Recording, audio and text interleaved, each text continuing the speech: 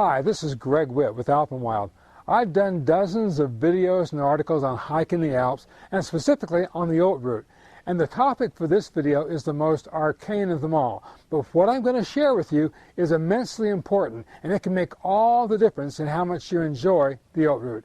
I'm going to share some secrets and some suggestions about route selection, and specifically which of the many options and alternatives I recommend. I've guided hundreds of clients on the Haute route, and I've never done it the same way twice. That's what I love about the Haute route. You have so many options, and it's always a fresh new adventure. First, if you're starting in Chamonix, you may wonder whether you should stay a day in Chamonix, stay 2 hours up the road in Argentière, or go straight to Col de Pergolaz. My suggestion is to enjoy a day in Chamonix, and then spend the night there and go straight to Col de Pergolaz on the second day, on day 2. You'll love Chamonix. Do the Aiguille du Midi, the Mountaineering Museum, get a good night's rest, and then be ready for the first day on the trail. Now, secondly, should you stay in Montfort or take a small detour from the standard route and stay the night in Louvie? My recommendation is to stay the night in La Chaux-Verbier and then take the cave-away to La Brunette and stop at Montfort, Cabane de Montfort, for a snack and the views, the Mont Blanc views, and then continue on and stay the night in Louvie.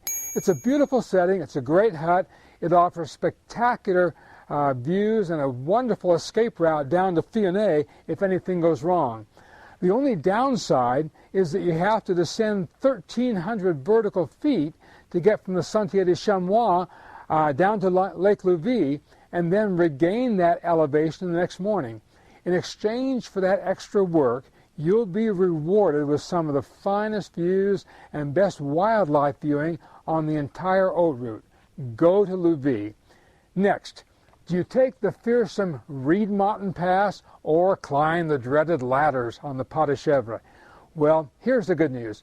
You don't even have to think about that decision until you're on the spot.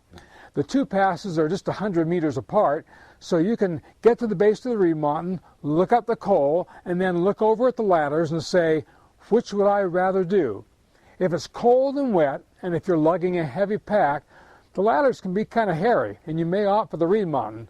But on a clear, warm day, the ladders are fun, and it's a simpler, more direct route that will save you about 10 or 15 minutes and over 200 vertical feet of ascent. My recommendation, decide on the spot.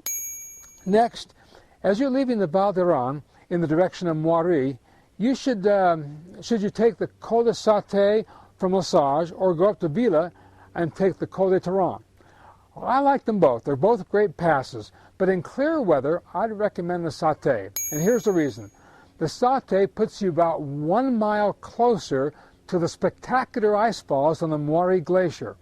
They're the most beautiful ice falls in the Alps, and for that reason alone, the choice is clear. Take the Sauté. Now, a day or two later, as you're departing the Val d'Annevier, you have the option of ascending directly from Zinal and taking the Forclette Pass, or working your way over to Saint-Luc and taking the Maid Pass. Both are beautiful passes, but I have a slight preference for the Maid Pass. First of all, I love Saint-Luc. And I also think that the Hotel Weisshorn is a worthwhile splurge on the Haute route. And finally, I think the descent from the Maid Pass to Gruben is more scenic than from the Forclette Pass down to Gruben. So my recommendation is plan a night at the Hotel Weisshorn and take the Maid Pass. Finally, once you descend to St. Nicholas and the Mattertal and start your approach to Zermatt, do you take the Europaweg, or take the valley route, or take the train to Zermatt? It's a tough decision, but you should know that in the summer of 2011, rockfall forced the closure of the route on the Europaweg between the Europa Hut and Zermatt. And so if you're insistent about hiking the entire route, then go to St. Nic and hike up the valley, and go to Zermatt that way. But if you want to enjoy a celebratory conclusion in Zermatt and take advantage of the great hiking around Zermatt, my preference, my recommendation is to take the train to Zermatt, pat yourself on the back for having completed the Haute route, and then spend 2 nights in Zermatt. The Haute route is the greatest trek in the Alps. At Alpenwild, we specialize in the Swiss Alps, and that's all we do, and we'd love to share a great adventure with you in the Alps.